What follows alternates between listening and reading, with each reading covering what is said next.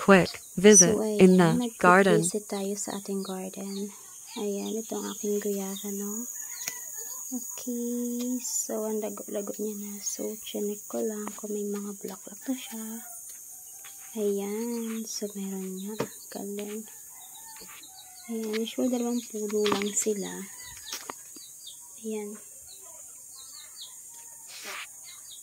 Ayan, dami, diba?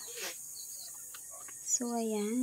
Ang baba pa meron na siyang bulaklak. Ayan. Ang aming guyaba. Ayan, isang puno niya. So, ito, parang wala pa siyang bulaklak. Anyway, meron siya, isa lang.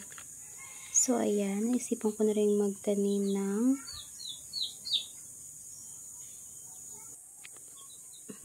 gulay, which is saluyot ang tawag natin dito. Okay, favorite ko to. So, ayan, ang dami. Kailangan ko siyang itanim para mas dumami at mas lumak.